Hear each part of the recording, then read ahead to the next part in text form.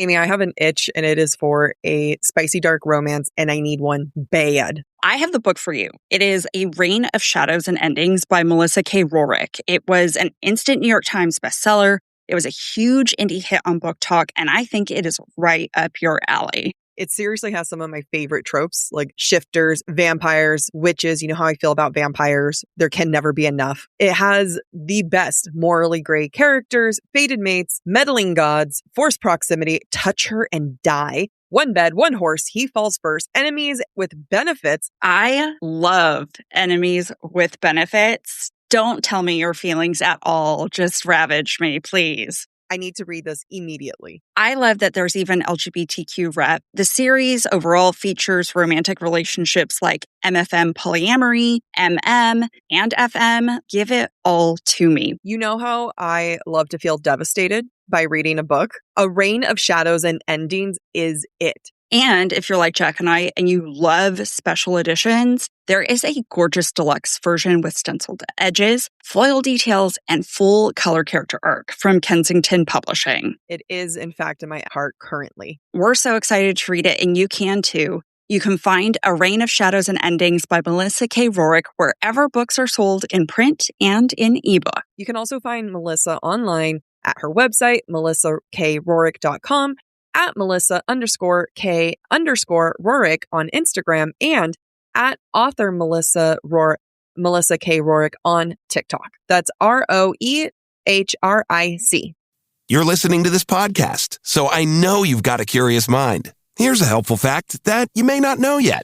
Drivers who switch and save with Progressive save over $900 on average. They make it super simple. Pop over to Progressive.com, answer some questions, and you'll get a quick quote with coverage options tailored to your choices. Plus, you'll see which discounts you may qualify for, like the online quote discount or savings for paying in full. In fact, 99% of Progressive Auto customers earn at least one discount. See if you could save when you switch to Progressive. You'll feel good about making a savvy choice. Visit Progressive.com and see if you can enjoy a little extra cash back. Progressive Casualty Insurance Company and Affiliates. National average 12-month savings of $946 by new customers surveyed who saved with Progressive between June 2024 and May 2025. Potential savings will vary. This episode is brought to you by Nordstrom. Whether you're packing for a vacation or dressing for a wedding, Nordstrom has head-to-toe looks for wherever summer takes you. From swimwear and bold color to romantic florals and dresses that make an entrance, find the right style for every unforgettable moment. Shop new arrivals from brands you love like Farm Rio, Free People, Vince, Waif, and Stod. Plus free shipping and returns and styling help whenever you need it make it all so easy. Shop now in stores at Nordstrom.com or download the Nordstrom app.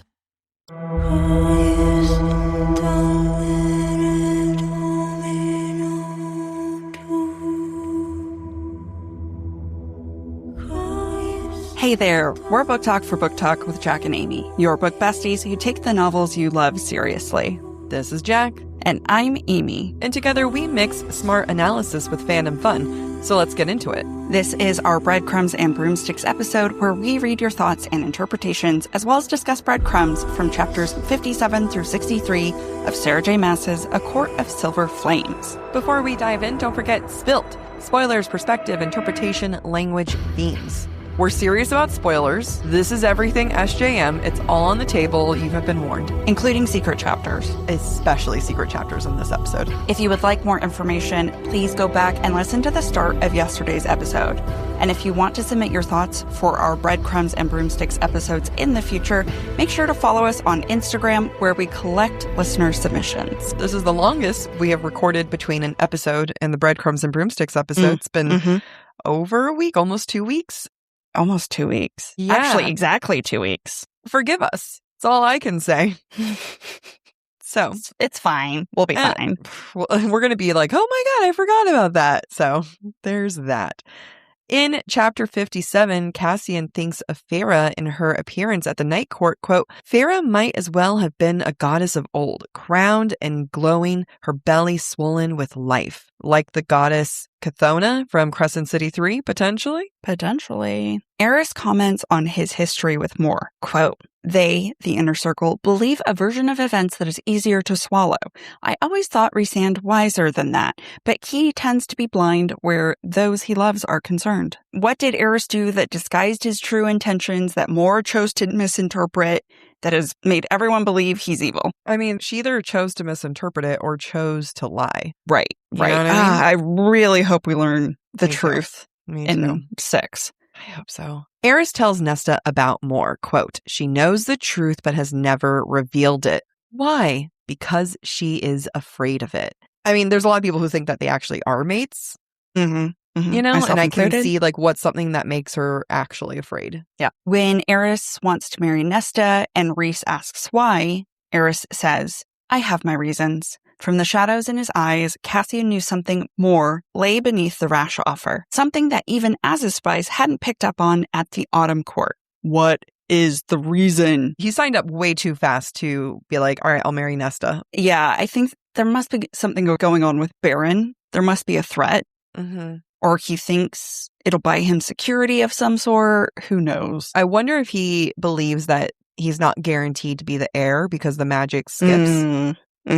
And maybe he's just trying to get as much power as possible and Nesta's power. Right. Yeah. In chapter 58, after Nesta and Elaine have their confrontation in the hallway at the river house, quote, Asriel stood in the doorway monitoring them as if he heard Elaine's sharp laugh and wondered what had caused it. Then his gaze shifted to Elaine, and though it was utterly neutral, something charged between them. Elaine's breath caught slightly, and she gave him a shallow nod of greeting before brushing past. It's setting up for the secret chapter, but it's also interesting that Nesta notices but never thinks about it again. I also find it interesting that Nesta never really takes it seriously. And if there's anything Nesta is, it's serious. Yeah. I don't know if it's not about taking it seriously as so much as, like, Cassian kind of dwells on it when he sees these interactions, but doesn't do anything, like, further. Nesta's like, okay, bye. Like, just moves on. She does have other more important things in her mind going on right now than some guy being horny for her sister. Right. Or her sister being horny for someone. Yes. Oh, there's a message. Hi, Rachel. Hi. Still in chapter 58, Cassian's gift from Feyre for Solstice is a, quote, painting, which he opened in private and had to fight back tears before he hid it behind the chair. A portrait of him, Asriel, and Rhys standing atop Ramiel after the blood rite. Bloody and bruised and filthy, faces filled with grim triumph, their hands linked as they touch them to the monolith at its peak, which will be mirrored at the end with Nesta's own painting at the path of Annelius. Yeah. It's like a nice little, like, immediate breadcrumb. So there's a moment when Nesta and Cassian are having sex, quote, so Nesta let all that lay beyond those iron walls unspool towards him. Thread after thread of pure golden light flowed into him, and he met it with his own. This reminds me of Bryce and Hunt when they're having sex and they exchange power. Some of Bryce's power goes into Hunt and Hunt's goes into Bryce. And it really feels like maybe Cassian was a little maid. Well, we do find out in A House of Flame and Shadow that the Illyrians were made by the Asteri to be foot soldiers. So they technically are made. And she made him a penis soldier. Now, their lovemaking, I feel like this is going to come into play somewhere, or SJM was just having a good time writing this, because their lovemaking ends worlds and creates life. Quote, release blasted through her, obliterating every last bit of that inner wall, razing mountains and forests, wiping the world clean with light and pleasure, stars crashing down from the heavens in a never-ending rain. Cassian roared as he came, and the sound was the summons of a hunt, a symphony, a single clear horn playing as dawn broke over the world. You guys, I know this is a Breadcrumbs and Broomsticks note, so warning, I don't think I can save this. Like, this next little segment is all things SJM, spoiler, I have to warn. The trove has been mentioned, the horn, the harp, and them having sex. Yeah. Yeah. Again, it's described similar to how Bryce and Hunt have sex, where they, like, actually travel. Yeah. But I noticed it with the harp, because there's been, like, another time where she mentions a harp with their music. And now with the horn, a signal, a clear horn. I think I mentioned this earlier in this season as well. Like, one of their sex scenes is like creates life, essentially. Yeah. This is almost like cleaning the world and then starting anew, almost. Yeah. But also, like, there's light, there's dawn, it's truth being accepted, as we've seen referenced over and over as a motif. There's a lot happening. In chapter 59, Cassian's gone, quote, replaced in training by stone-faced Azriel, who was more aloof than usual and wouldn't even give her a smile, because he's pissed off at what happened last night in the secret chapter. Yeah, you're right. Because I was like, it wasn't immediately the next day, because the next day was the snowball fight. The next time she sees him. Yeah. Aligned. In the same chapter, quote, 3 days without Cassian might as well have been 3 months. She'd become desperate enough for him that her hand now slid between her legs in the bath, in bed, even during lunch in her room. But release left her empty, as if her body knew it needed him in her, filling her. Surely it wasn't normal to think of a person this much, needed them this much. It's because Cassian depraved Nesta of their sex marathon, and it actually really bugs me. It makes me sad. Like, they'll never have that initial horny mate session again. And if you can't have a sex marathon, then what can you have? I mean, I'm sure they'll make up for it in the 1,000 years that they will continue to live. Not the same. As someone who is not Fae and doesn't know what it's like, it's not the same. Still in chapter 59, Nesta makes a wish over the charms she and her friends put on their bracelets. Quote, let me make a wish for all of us, she explained, gathering the 3 charms, a small gift for the friends who had become like sisters. I wish for us to have the courage to go out into the world when we are ready, but to always be able to find our way back to each other, no matter what. Gwen and Emery cheered at that. And when Nesta opened her eyes, palm unfurling, she could have sworn the coins glowed faintly, which is useful because they're about to go into the blood rite and they're going to be separated. So she's imbued power into them and they will find each other. I love the idea of making a little GPS tracking device for you specifically. You already have my location on my phone. But sometimes you forget it, and you have to admit it would be helpful. I'm actually surprised that you don't have, like, find my car keys. We haven't had the time. It was your idea. The funny thing is, I'm not even the one who suggested that. I am the one who suggested. Yeah. Because you were supposed to meet me at a restaurant and you were waiting instead of just going like you said you would go. I'm a loyal soldier. I go when you said you go. We never know if the other one's having tummy problems. In chapter 60, the day Gwen goes to cut the ribbon, quote, Cassian glanced over at Az, but his attention was fixed on the young priestess, admiration and quiet encouragement shining from his face, because Az saw her practicing during the secret chapter, and he's all proud of her. He's proud of her. After Nesta, Gwen, and Emery complete the blood rite qualifier, quote, Emery blanched. She asked Cassian, we're not entering the blood rite, are we? Only if you want to, Cassian assured her. Joke's on them. There is no consent in joining the blood rite. No, but there is. Yes.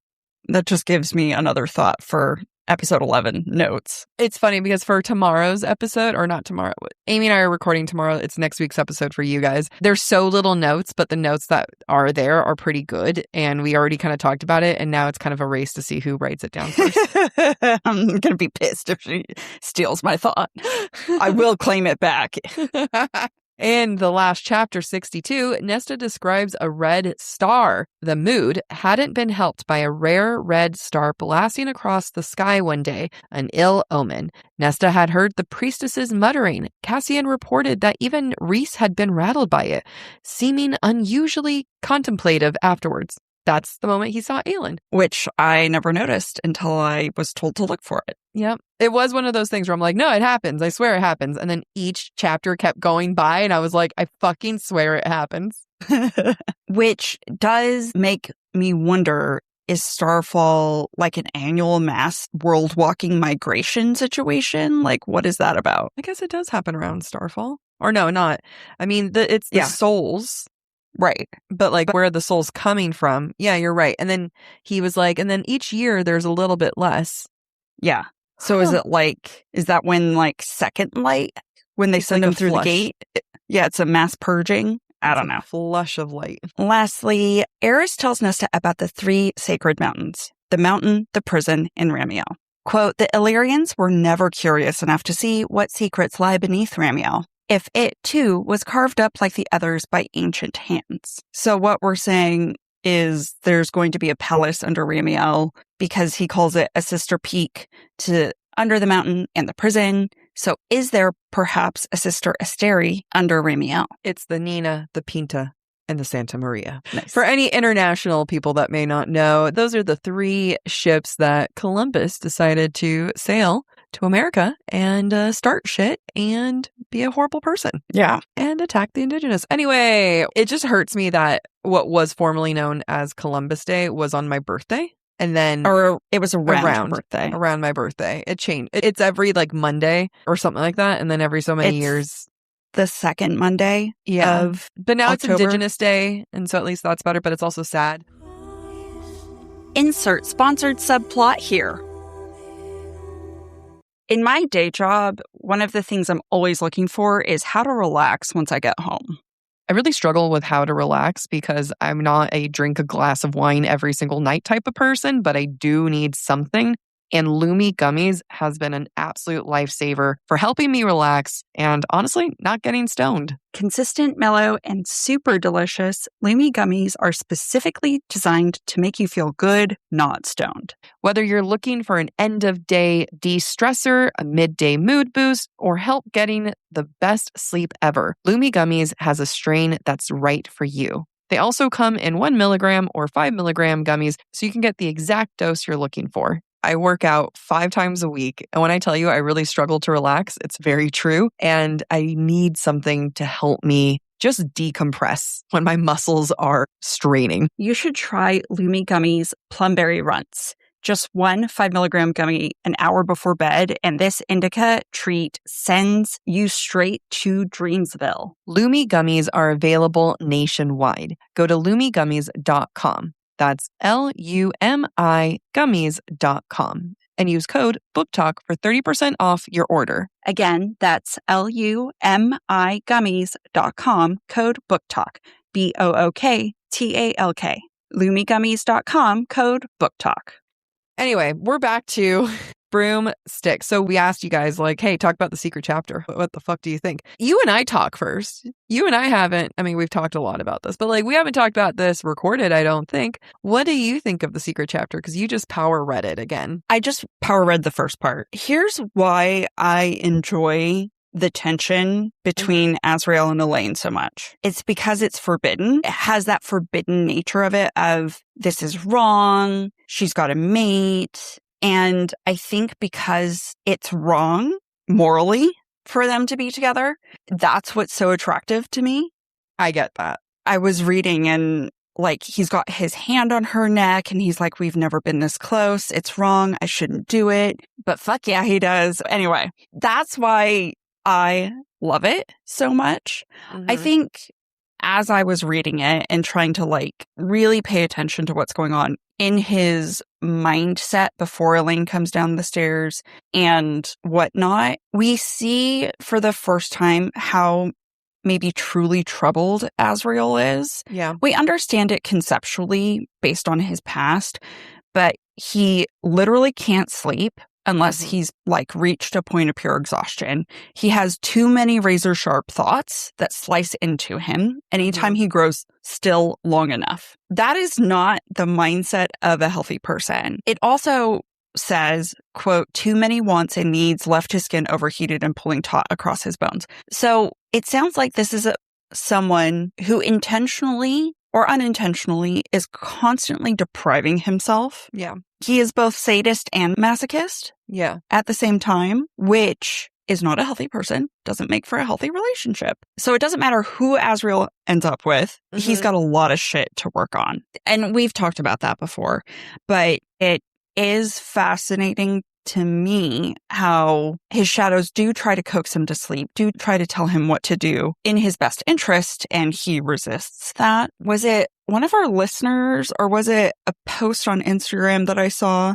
I can't remember, but off the top of my head, what struck me and what hurts me is the fact that Asriel has really only thought of Elaine as an object of sexual desire. Was a listener. That was a listener. It was Thank like, you. I think we're going to have to go through our emails because DM, I think someone submitted that through the form. Yeah. When I think you read it to me, I was like, ugh, pain. He only ever views her as a sexual object. He said many things, so I'm going to say one of my thoughts and then go into like the way he views Elaine. So when it comes to Asriel viewing himself and what he does to himself, so this is your friendly reminder that self-harm comes in many ways. When we think self-harm, we tend to think, also trigger warning to all of this. Like I know we said it at the beginning, but like trigger warning, I think particular with this subject. But self-harm, I think people think about like cutting themselves, right? But self-harm could be a shower so hot it burns and it hurts. And a lot of people like it, but like that's also, it depends on how hot you take it and how much you stand there. Like there's a difference between like, oh, it feels good on my muscles and to the point of hurting. And Asriel, from the small glimpse, we can see he exercises a lot of self-harm, even with like his lack of sleep. And he might say like, it's impossible for me to, to get sleep. And it probably is, but how much is he doing to like really fight to go to sleep? And how much of it is an acceptance of, well, I just can't sleep, right? And that is just a reminder that he does have a lot of self-harm. And when that listener submitted that thought of, he only ever views her as a sexual object, never as a person, at least in this small chapter. But if that's the one glimpse we're going to get, damn, that hurt. It really does. And I think the other thing to that point is that, and as you read it, like he can't look at his scarred hands as he's touching her immaculate skin. Like that's the exact wording. And she has become, whether he intended to or not, the object of everything he can't have, everything he is not, and everything he feels like he can't have or deprives himself of. And therefore, he wittingly, unwittingly, has robbed Elaine of her humanity, whatever humanity there might be within her. Her identity, right? And that's not healthy for either of them. We obviously don't know how Elaine views Asriel, but whether or not you like the idea of Asriel and Elaine, if they were ever to be a pair, there's so much shit that Asriel has to work on. And Elaine can't accept him as he is right now. I mean, not just work on for himself, but also work on the way that he views Elaine. And again, someone might be like, it's just one small chapter. But at the same time, it's a small chapter and we get a lot from it. And we have to take what we get from it. And one of the things we get is that he fetishizes her. He loves the fact, and again, people might be like, he doesn't love it. He's not going to sit there and be like, I love that she's taken, but it's part of the obsessive thoughts that he has, right? And he is consumed with the fact that he can't have her. He's consumed with the fact that there's this like purity to her and that she is unmarked and that there's so many things you can infer from that. She hasn't been trained like her sisters. She's not a warrior like her sisters. She is pure and needs to be protected. He's protected her. He saved her once already. He has a thing for the savior complex of this pure person, probably because no one was there to save him. And on top of that, there is this ownership and claim that he has over her of like a certain selfishness where he goes, 3 sisters for 3 brothers. Why can't I have her? And again, horny brain is like, yeah.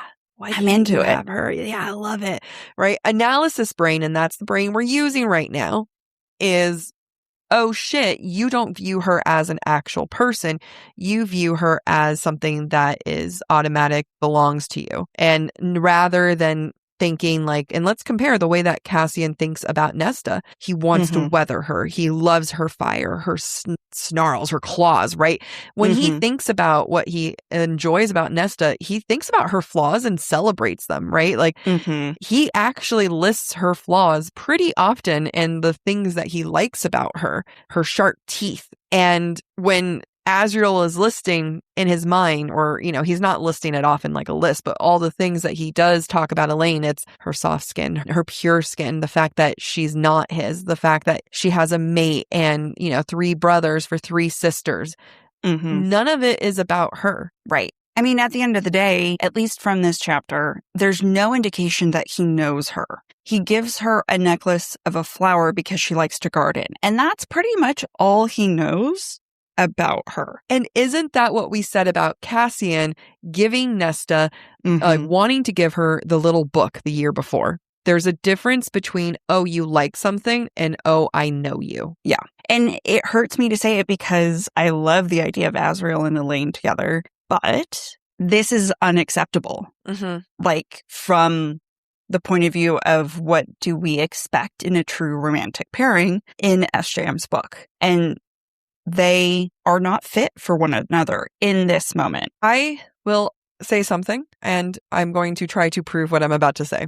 SJM is pretty good about having her FMCs or MMCs, the OTP, right? Of them actually seeing their partner, especially the men actually seeing the women for who they are pretty early on, right? And all of the ones that we like, the fake out ones, the guys don't see them for who they are. Let's look at Rhys and Farrah and Tamlin, right? Tamlin did not see Farrah for who she truly was.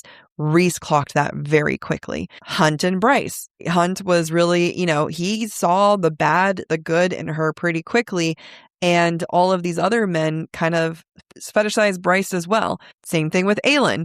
Kale did not see Aelin for who she was. Rowan truly saw her, the good, the bad, and the ugly. Had to learn, to see the good, but he saw her at her worst, right? And he got to accept that. And that's where it's such an uphill battle, and why I think this is a sign for a fake out relationship, because the men tend to really see the FMCs for who they are. Yeah. And you're not wrong. It still makes me mad. I get it. It is hot. It is a hot forbidden. How are they going to overcome these odds? What are they going to do with Lucian? Is he going to kill Lucian? What's going to happen? 3 brothers for 3 sisters. I totally understand the forbidden romance of it. I will say, reading these final chapters, Gwen does have a lot more personality than what we were initially talking about, how she's just caricature. And while she is there are some caricature aspects and we're not in her head and you won't know her as intimately until we're in her head, there is so much more richness to her. And this is such a Gwenriel and Ariel podcast, so buckle up, kids.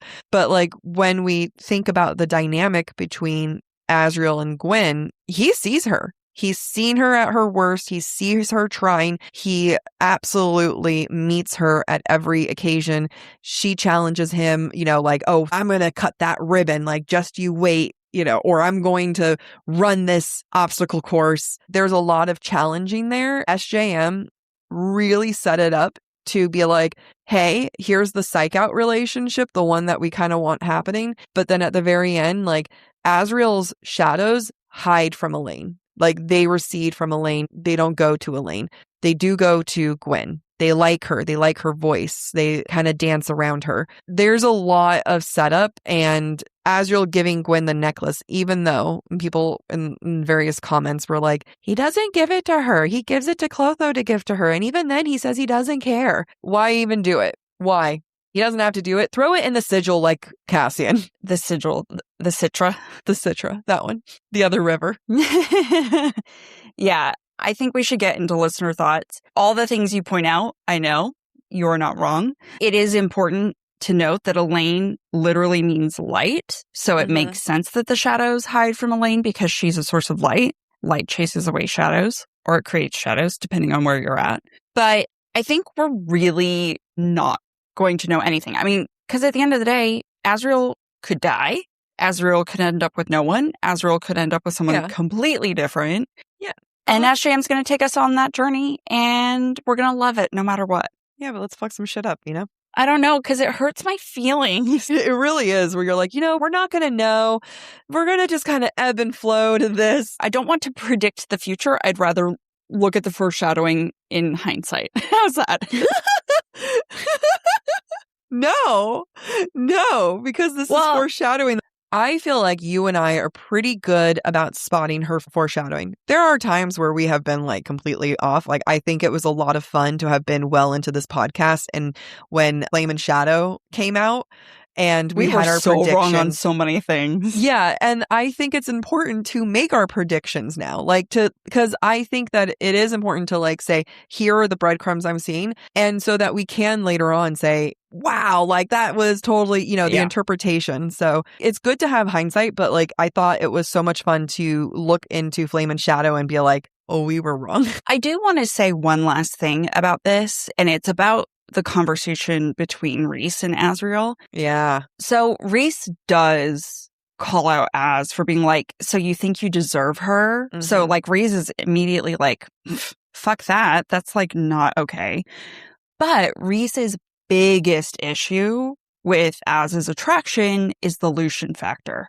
And the fact that we need Lucien and Eris on our side. Lucien has a right to challenge you to a blood duel because that's an Autumn Court tradition. And Az is like, well, I would beat him. And Rhys is like, exactly, that's the problem. Like, we can't afford that right now. And so everything's very political for Rhys. Yes. And you know what this takes out of the equation? It takes out Elaine's ability to choose for herself. Yeah. Right? And at the end of the day, anything that happens for Az or Lucien is going to depend on Elaine's actions and her choices.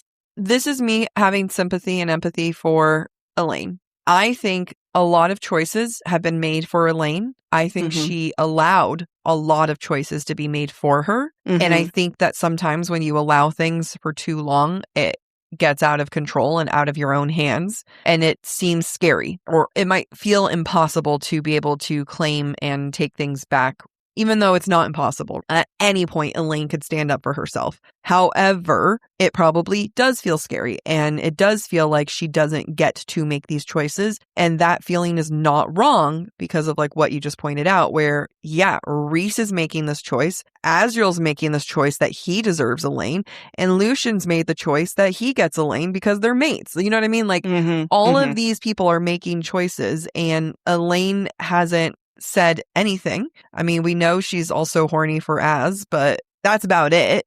And just as much as Nesta has struggled with the issue that her choice in humanity was taken from her, despite being happy with being Fae, like she did not consent to it, Elaine had the same issue. So that's me saying that I do have sympathy for her. And I hope that the next set of books is about her taking back control of her own life. If nothing else, we might not like her, or we might like her, but I think it's important that she claims control again. Yeah, I typically like SJM's characters as I go through a list of characters I don't like in my head. And all the clips of you saying, I don't like Elaine.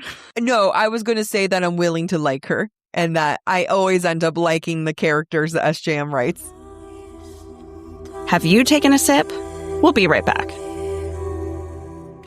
When I moved in with my partner is when I realized how much effort she puts into her skincare. She spends so much time and money just on what she puts on her skin. But the one thing she doesn't invest in is our bedding. Well, that's because you're now investing in it with Boll and Branch. From their organic cotton sheets to their breathable pillows and comforters, Boll and Branch makes their bedding with ultra-clean materials that are gentle on the skin and free from harsh chemicals. Boll and Branch really feels like my first grown-up sheets, and you can really feel the difference with their signature sheet sets. Remember, these sheets are touching you for up to 8 hours every single night. You're going to want to have the best sheets possible. Have you noticed that the pockets of the fitted sheets are perfect for forming around the mattress? This is the first set of sheets that I haven't had to help my partner put them on the bed because the pockets are too small. They are so easy to get on the bed. These are honestly the first pair of sheets that I have that I don't wake up with my sheets halfway wrapped around me. They are durable, they are soft, and the longer you use them, the softer they become. Upgrade your sleep with Boll and Branch. Get 15% off your first order plus free shipping at bollandbranch.com/BookTok with code BookTalk, BookTalk. That's Boll and Branch, BOLLAND, branch.com/BookTalk, and use code BookTalk to unlock 15% off. Exclusions apply. Amy, we were just in New York for BookCon, and did you notice that all of the New York girlies were wearing quints? You're so right. They were stylish, street appropriate, but also business casual. It's amazing how I was spotting some of Quince's staple pieces on the street. I can always spot one of their Mongolian cashmeres from a mile away because it's always so soft and so nice. Quince really spends time on making sure they give you the best quality clothing they can with premium materials like 100% European linen, organic cotton, and ultra soft denim. Their styles make getting dressed simpler. They make me feel effortless, comfortable, and still put together with tops that start at just $30. You can't beat that for work. Everything at Quince is priced 50 to 80% less than similar brands. They work directly with ethical factories and cut out the middlemen, so you're paying for quality and craftsmanship, not brand markup. Refresh your everyday with luxury you'll actually use. Head to quince.com/booktalk for free shipping on your order and 365-day returns. Now available in Canada too. That's QUINCE.com/booktalk, BOOKTALK, for free shipping and 365-day returns. Quince.com/booktalk. So the general question that we asked everyone, let's talk about the bonus chapter in A Court of Silver Flames with Daddy Azzy, Elaine, and Gwen. Thoughts, predictions, things you missed in your first read. One thing I will agree with Reese on, Elaine and Az are not for each other. How much is Reese's own resistance also knowing that they're just not it? Because Reese knew that Cassian and Nesta, they're it for each other. I think more than the fact that they're mates, it's the fact that like they do work for one another. And Reese never really stops it. Like, you know, he's not happy about it. He doesn't like Nesta and Nesta doesn't like him, but he never stops them from being with each other. He never goes in and is like, you cannot, Cassian, sleep with her while you are training her. You know what I mean? Like he knows that they work. Okay, here's how I feel about that. I think on a fundamental level, although Reese has seen the difference between his parents and their mating bond, he fundamentally cannot imagine rejecting his mating bond or having Feyre reject his mating bond. Ooh, touche. And so I think he's automatically empathetic to the idea of mates. And so he doesn't want to deprive Lucien of that opportunity because of how much Reese values his own mating bond. Same goes with Cassian and Nesta. Reese didn't ultimately like Nesta, thinks Nesta's a shit person, but he wants Cassian to have the joy of a mating bond the way that Reese has the joy of the mating bond with Feyre. So until Elaine makes a decision, or until there's more interaction between Elaine and Lucien to show true incompatibility that the way there was with his father and mother, he's always going to be empathetic to the mating bond. Good points. All right. Congrats. You got me. Rachel added something in the chat. I'm not convinced from the writing so far on Az being a match for either Gwyn or Elaine. I think I'd want to see more personal development from Az. My preferred relationship for him to end up with is a therapist. But I don't currently buy that he and Gwyn see each other for their strengths and flaws yet. Agreed. I think that at a minimum, Azriel and Gwyn could be really good friends because they've seen each other at their worst. Kind of the way that Nesta and Gwyn and Emery see each other for who they are, right? I do agree. Az has a lot of growing to do before he's capable of being with anyone. Despite how much it hurts me, I recognize the signs that suggest that Azriel and Gwyn could be OTP. I do recognize that. What's hard is like, I don't point out every single look that Azriel and Gwyn gives each other. There's a lot of moments of Azriel just watching Gwyn, of Gwyn just watching Azriel. And, you know, from the beginning, it starts off with like, oh, he saved her. They're both like eyeing each other and like, ooh, the last time we saw each other was not good. You know, like, you know, there's a lot of like awkwardness, but then it starts to become where he's watching her train. He's watching her fight harder. She kind of sasses him and he gets to see her grow. Like, we haven't pointed out every single time, but there are so many more moments of Azriel and Gwyn looking at each other from across the room than what would be sane or allowed for me to talk about every time on the podcast, because then it would just be Amy being like, shut the fuck up, you know, the entire time. Well, because we're with Nesta and she's with Gwyn so much, we do see a lot of them looking at each other. But I would say in the prior books, anytime someone's point of view sees Azriel and Elaine together, they're looking at each other just as much. And I agree. Yeah. No, but that proves that there is something. You know what I mean? Like, they are looking at each other just as much, and someone is getting his interest. I'm not saying it's romantic yet. Yeah. I'm not disagreeing with you. I think what I'm saying is just that no one's got a leg up on anyone else at this point. I agree thoroughly. I just think that the only leg are the breadcrumbs I am perceiving. Right. It's all about perception. Yeah. Rachel says, nothing quite like a trauma bond. I do think SJM has shown more signs for Gwenriel with the shadows sitting on his shoulders and his shadows dancing with her breath. Those are much more convincing than his sexual obsession with Elaine. True to that. Let me read this email from Eva because it, I think, does a good job. It's long, does a good job talking about this very subject. I'm cozy. I've heard you guys and many people call Az a fuckboy for the sexual way he is thinking about Elaine and his behavior with the necklace, but I don't think he's actually a fuckboy. I just believe that he is socially incapable of interacting with other people in a fully functioning way. The level of disassociation he has forced himself into to survive his abusive childhood has made him incapable of fully emotionally relating with other people since he can't truly emotionally relate to himself. No one survives that kind of abuse, not permanently scarred for life.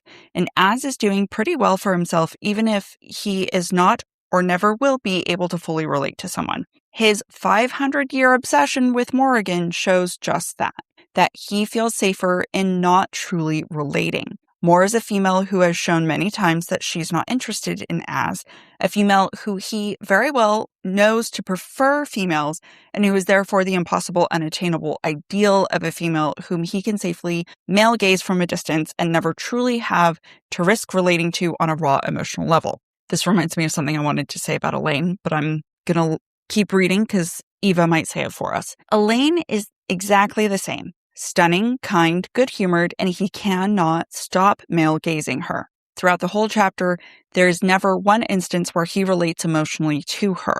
She simply is this impossible, unattainable ideal, a male, secret, and dirty sexual fantasy. The only problem is that Elaine, even though she has a mate, truly prefers Azrael, truly studies his quirks and preferences, truly thinks about his daily reality and what he has to face every day, and is truly not that unattainable after all. She throws him longing, shy glances along the dinner table, buys him humorous/thoughtful Christmas presents, spurns a mating bond for him, is truly ready for real connection, a real relationship, real love, and Az, who has poured his whole heart into the stereotypical ideal female present, which of course has not actually been bought with the real female in mind, just the idea of her, is so close to living life for once instead of watching it from the sidelines and leans in to kiss her. Rhysand, the worst cockblock in this series, intervenes, and the scene that follows is ugly. He talks down on Az, dismisses his affection as simple horniness with the expression, quote, panting after her.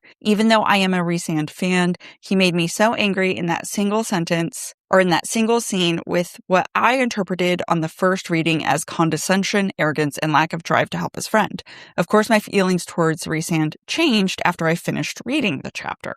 Az leaves the river house entirely demotivated from pursuing Elaine, perfectly happy to wallow in self-pity, self-loathing, and remain on the sidelines of life since he had never truly related to the real her, and it doesn't truly cost him emotionally to give up the practical possibility of a real relationship, and bumps into Gwen and has a brief interaction with her in the training ring. They have a small chat, and during that whole talk, he never once thinks of her either romantically or sexually.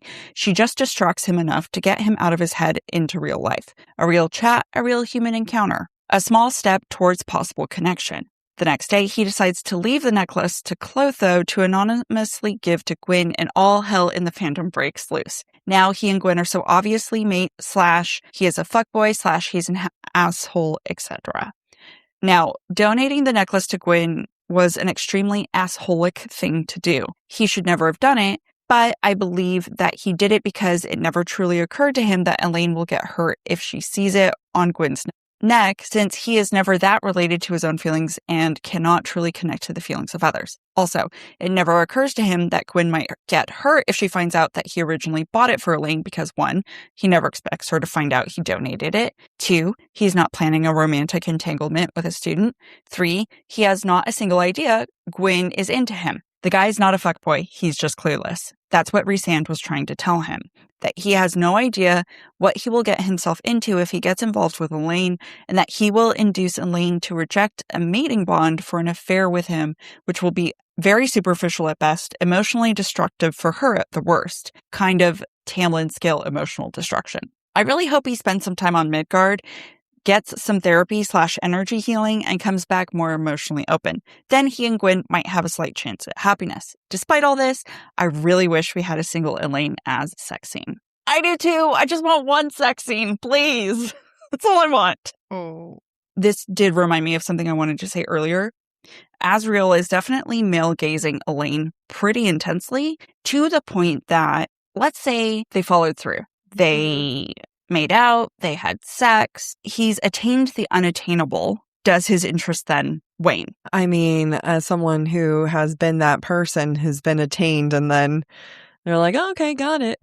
I don't know. I don't think Asriel knows. I don't think Asriel knows what happiness is like, especially since he hasn't even put together an accurate representation potentially of what happiness with Elaine would be like. Right. And I think at the end of the day, what he's doing, because he's done it with Moore for 500 years, he's now doing it with Elaine, he's chasing what he know he can't have. Yeah. Right? And some of us are guilty of that, myself included, where it's easier to chase after the thing you can't have because then you don't have to think about what next. Yeah. I think that's the reason why he fetishizes her only in a sexual way, because he cannot imagine what it would be like the morning after. It's not like Cassian, who just imagines a bunch of little kids and wanting to be a good dad for them. You know what I mean? Like Asriel can only think about someone in a sexual way, because that would then require him to think about them in an everyday, what's it like to be happy kind of a way. And that's too scary and too much. I will say, one thing that this listener said was Gwen's feelings for Asriel. I don't think Gwen has any feelings for Asriel. I think both of them are pretty neutral about each other. I think she's attracted to him. I think everyone's attracted to Asriel. Struggling to find the right metabolic wellness support, even when you're doing everything right, has been one of the most frustrating things for me in my health journey. I've tried other metabolic wellness support providers, and I often feel rejected rather than supported by the process. That's because Brello is focused on long-term health, longevity, and performance, not quick fixes. Brello is designed for people who want a more sustainable approach to their metabolic wellness support. Their support helps you focus on habits, education, and structure alongside provider oversight. Getting my GLP-1 through Brello has been so easy. They make it so effortless, and they provide all the support I need through their app. Their app is one of a kind in my book because it allows you to track progress, manage reminders, and stay on top of renewals. And if you're like me, managing the renewals is the hardest part. Everything is managed online, making it easier to stay consistent over time, and medications are delivered to your door. They're so transparent with their pricing, with one flat monthly cost. Go to BrelloHealth.com to see if you qualify and explore their GLP-1 plans, starting at $133 per month for your first 3 months, plus access to their app, community, and wellness classes. That's BRELLO health.com. Any information provided is for informational purposes only and should not be construed as medical advice. It is not a substitute for professional medical consultation, diagnosis, or treatment. All patients must consult with a healthcare provider prior to the prescription or dispensing of any medication, which will be done only pursuant to a valid prescription. Compounded drug products are not FDA approved, and the FDA does not evaluate their safety, effectiveness, or quality. Patients are encouraged to discuss the risks, benefits, and appropriateness of any medications, including compounded products, with their healthcare provider before use. Girl, winter is so last season. And now spring's got you looking at pictures of tank tops with hungry eyes. Your algorithm is feeding you cutoffs. You're thirsty for the sun on your shoulders. That perfect hang on the patio sundress. Those sandals you can wear all day and all night. And you've had enough of shopping from your couch. Done hoping it looks anything like the picture when you tear open that envelope? It's time for a little in-person spring treat.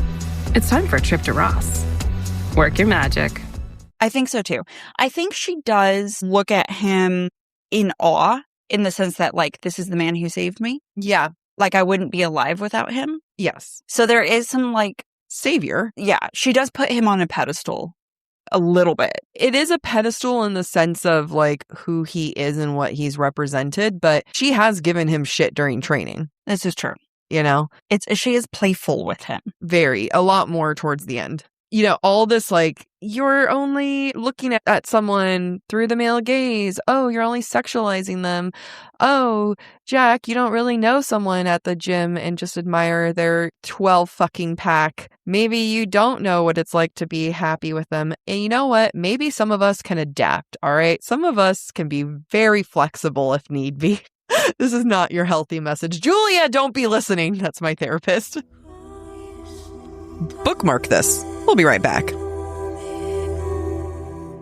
Another comment from a listener is describing the necklace of the thing of secret lovely beauty is the necklace for Elaine, but for Gwen, it's her eyes/joy plus spark. I think they're just kind of commenting on how he thinks of them. Yeah. Paige says from our DMs, to be honest, Az gives me little bitch baby vibes.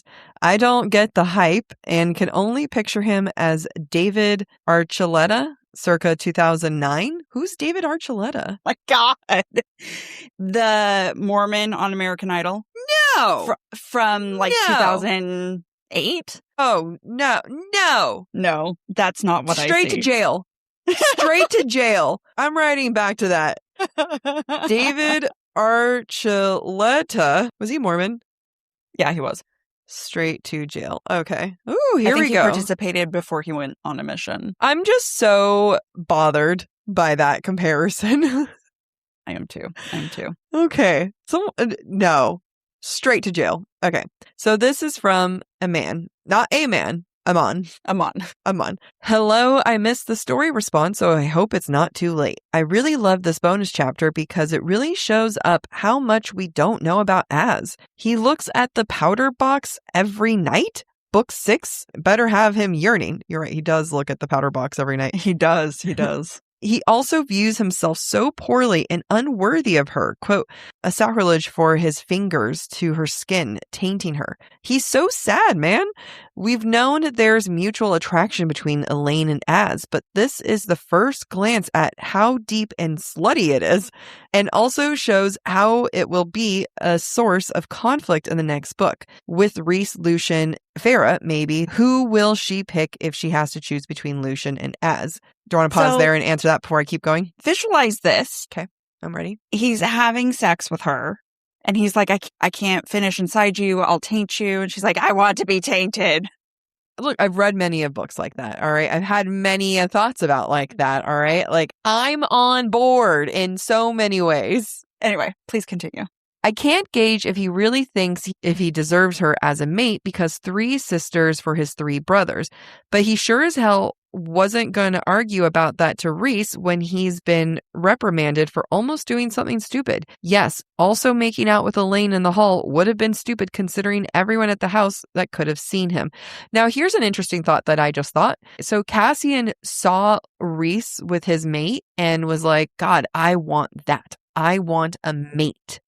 Specifically, Azriel knows Elaine is not his mate, and yet he wants that because I think the idea of a mate is too scary for him. It's another level of Elaine is a safe bet. Yeah, deprivation, and Elaine is safe because he will never have that true mate happiness if he is with Elaine. That's fair. Rachel said something in response to what you're reading. It's such an interesting dichotomy with Azriel thinking he deserves Elaine because of the sister-brother parallel, yet at the same time, he also thinks he taints her. Yeah. It is a little fucked up. Amon continues. Also, I've seen people say that how dare Rhys pull rank as though he's not their High Lord. He orders them around all the time. We just haven't realized until now because Farah has been an unreliable narrator and in Silver Flames, his Illyrian brain was short-circuiting. Lastly, was him giving the necklace to Gwen a shitty move? Yes. Does it mean he's moving on from Elaine over the span of one night? I don't think so. We've had 3 books of him pining in the background for Elaine. So I'm rooting for Ariel. If it's a love triangle in book 6, then I think it will be an interesting and heart-wrenching love triangle, and I'm excited to see how SJM writes it. I've really been enjoying the season so far. Can't wait for next week. P.S. Thank you for trying to figure out how to pronounce my name. Amy got it right. It is Iman, where the second syllable is like fawn. Oh, nice. Okay, you had a thought. I can see you thoughting. I mean, I would be okay with a love square, a love trapezoid, and you know what? It's a why choose, and they could be swingers. I'm also okay wow. with We just found my happy ending. I mean, their happy ending. You know what's funny is I don't think Azriel has shifted his intention to Gwen. That's the funny thing is like, I think some people do believe that that's Azriel shifting his attention. Like, now I'll go into you, Gwen. I don't think that he's looking at Gwen romantically. I don't believe any of that. I believe it's all breadcrumbs for what will happen. Yeah, I don't think he necessarily looks at her romantically. His shadows are interested. But if he thought of her romantically, he would be more intentional about how he gifted the necklace. Yeah. Oh, he'd be avoiding her. That's the thing. Also if he thought about her romantically, he'd be like, oh, there's a girl on the roof. I can't go to the roof. Or I can't train her anymore. Right? I mean, when we get into it tomorrow / next week, Azriel is not as concerned as Cassian and everyone else. I mean, no one is concerned about Nesta being in the blood, right? That's like my one note where I'm like, really? You guys couldn't have like tried to be a little bit more concerned? But, you know, it's not the same as like if Cassian is. And I think that if Elaine was in the blood, right, granted, she's not as trained, but like Azriel would be a bit more feral. I don't think Azriel likes Gwen. Not yet. I think there's plenty of clues.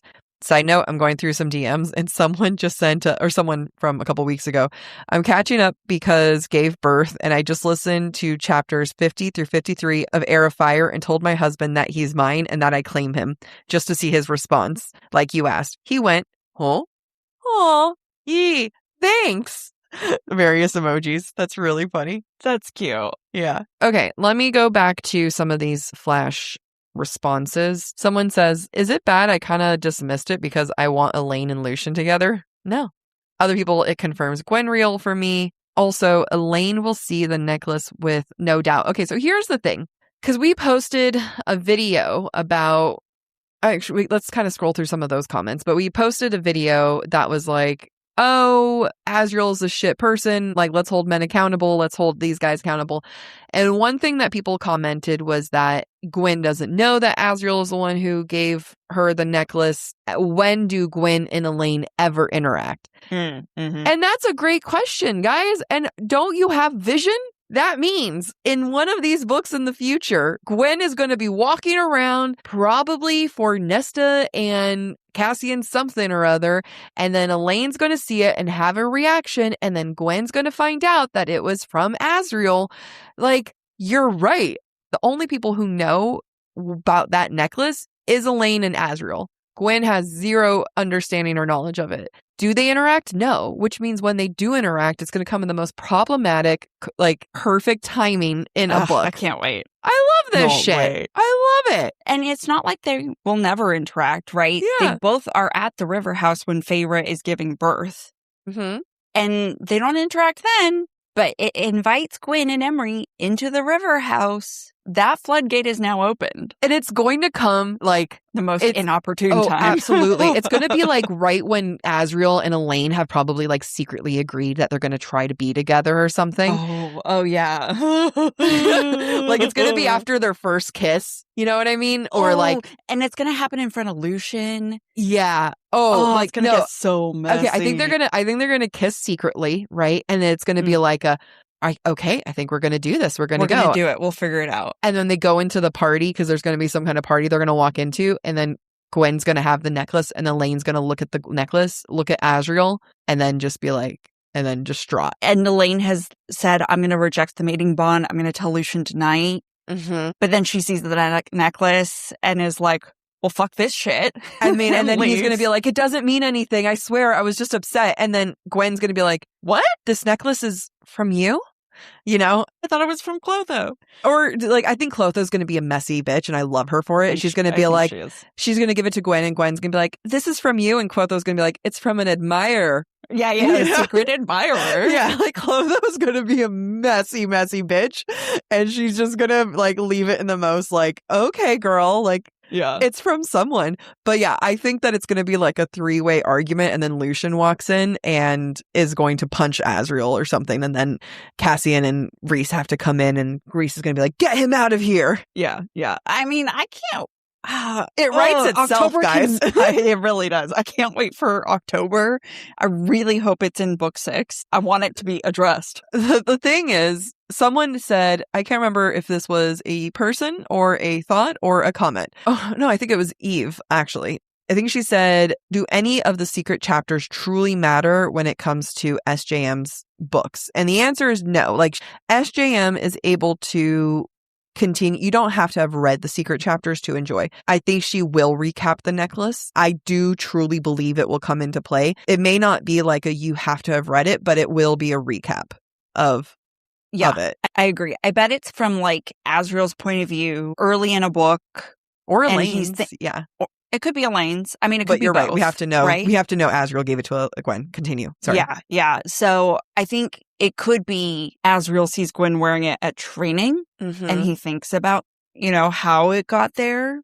We could also get a memory from Elaine's point of view and how hurt she is by it. Like there's another scene I can imagine. It's Gwen's like standing with, Emery and Nesta, and she's just playing with her necklace, like, not really, not paying attention. And then Asriel comes over, he goes, that's a nice necklace. And she goes, thanks. Clotho gave it to me. She said that it was a gift from someone, but like, and he's just going to look at it kind of, but he's going to look at it being like kind of just smug, like kind of like, oh, she's happy. I'm happy. She's happy type thing. Yeah. And stuff. There's going to be that little tiny interaction. No, it's going to be so messy. Now, here's the other part is that yes. I have another thought. Go ahead. What if Elaine and Nesta are making amends and Elaine describes this because she's depressed about it. Nesta's like, why are you depressed? And she explains the necklace situation and being turned down. And she doesn't know what to do because she doesn't, Lucian, blah, blah, blah, blah. And then Nesta then is in training and sees Gwen wearing the necklace and is like, where'd you get that? And she puts it together and then she confronts Asriel and is like, what the fuck, man? The thing is, Flame and Shadow all but confirmed that the next book will, at the very least, will heavily involve Nesta. How much of it will be just Nesta? I don't think it'll be just Nesta. I'm really hoping we get multiple point of views, that we get other perspectives, and it's going to be closer a la Throne of Glass than anything else. But like, I need that to be a confirmation that it's going to be more than just Nesta, because I need that. You know what I mean? And I can see that happening in Nesta's point of view, but then fucking give us Asriel and Gwen and Elaine and some kind of bullshit, because I'm tired. It can be I'm tired. Yeah. We need all the answers. We need resolution to this. We need resolution to more. We need so many things. The good news is, again, I feel like SJM doesn't draw out who the final person is. She consistently gives us who the main couple is very quickly. Right. And then it's about their journey to coming together. So in my heart of hearts, I truly believe in book 6, we will know who they are both meant to be with. If she doesn't fucking draw this out for another book, like if she allows the focus to be a little bit on them, then, we'll know. If the whole book is about Nesta and Cassian, then we're not going to get this for another bullshit long time. But if they are, we'll find out very quickly. And I don't think it'll be drawn out for all 3 books to see who they're meant to be. Rachel says David Archuleta isn't emo enough to parallel as. All right, let's wrap this up.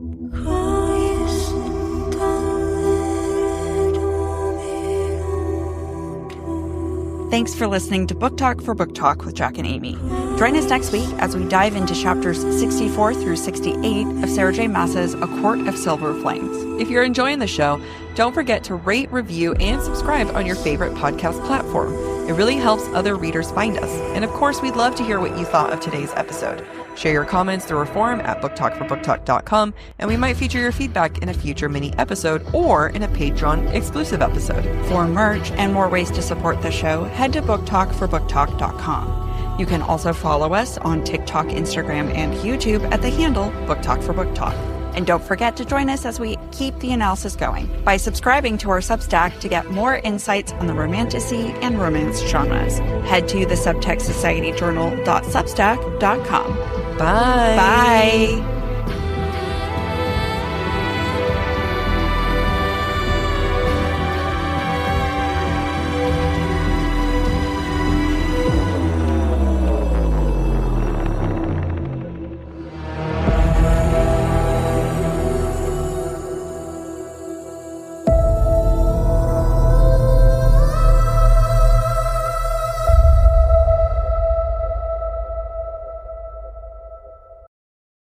When I moved in with my partner is when I realized how much effort she puts into her skincare. She spends so much time and money just on what she puts on her skin. But the one thing she doesn't invest in is our bedding. Well, that's because you're now investing in it with Boll and Branch. From their organic cotton sheets to their breathable pillows and comforters, Boll and Branch makes their bedding with ultra clean materials that are gentle on the skin and free from harsh chemicals. Boll and Branch really feels like my first grown-up sheets, and you can really feel the difference with their signature sheet sets. Remember, these sheets are touching you for up to 8 hours every single night. You're going to want to have the best sheets possible. Have you noticed that the pockets of the fitted sheets are perfect for forming around the mattress? This is the first set of sheets that I haven't had to help my partner put them on the bed because the pockets are too small. They are so easy to get on the bed. These are honestly the first pair of sheets that I have that I don't wake up with my sheets halfway wrapped around me. They are durable, they are soft, and the longer you use them, the softer they become. Upgrade your sleep with Boll and Branch. Get 15% off your first order plus free shipping at bollandbranch.com/BookTok with code BookTalk, BookTalk. That's Boll and Branch, BOLLAND, branch.com/BookTalk, and use code BookTalk to unlock 15% off. Exclusions apply. Amy, we were just in New York for BookCon, and did you notice that all of the New York girlies were wearing quints? You're so right. They were stylish, street appropriate, but also business casual. It's amazing how I was spotting some of Quince's staple pieces on the street. I can always spot one of their Mongolian cashmeres from a mile away because it's always so soft and so nice. Quince really spends time on making sure they give you the best quality clothing they can with premium materials like 100% European linen, organic cotton, and ultra soft denim. Their styles make getting dressed simpler. They make me feel effortless, comfortable, and still put together with tops that start at just $30. You can't beat that for work. Everything at Quince is priced 50 to 80% less than similar brands. They work directly with ethical factories and cut out the middlemen, so you're paying for quality and craftsmanship, not brand markup. Refresh your everyday with luxury you'll actually use. Head to quince.com/BookTalk for free shipping on your order and 365-day returns. Now available in Canada too. That's QUINCE.com/BookTalk, BookTalk, for free shipping and 365-day returns. Quince.com/BookTalk. Struggling to find the right metabolic wellness support, even when you're doing everything right, has been one of the most frustrating things for me in my health journey. I've tried other metabolic wellness support providers, and I often feel rejected rather than supported by the process. That's because Brello is focused on long-term health, longevity, and performance, not quick fixes. Brello is designed for people who want a more sustainable approach to their metabolic wellness support. Their support helps you focus on habits, education, and structure alongside provider oversight. Getting my GLP-1 through Brello has been so easy. They make it so effortless, and they provide all the support I need through their app. Their app is one of a kind in my book because it allows you to track progress, manage reminders, and stay on top of renewals. And if you're like me, managing the renewals is the hardest part. Everything is managed online, making it easier to stay consistent over time, and medications are delivered to your door. They're so transparent with their pricing with one flat monthly cost.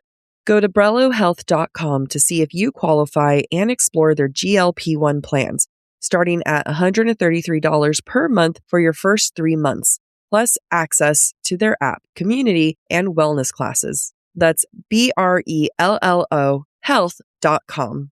Any information provided is for informational purposes only and should not be construed as medical advice. It is not a substitute for professional medical consultation, diagnosis, or treatment. All patients must consult with a healthcare provider prior to the prescription or dispensing of any medication, which will be done only pursuant to a valid prescription. Compounded drug products are not FDA approved, and the FDA does not evaluate their safety, effectiveness, or quality. Patients are encouraged to discuss the risks, benefits, and appropriateness of any medications, including compounded products, with their healthcare provider before use.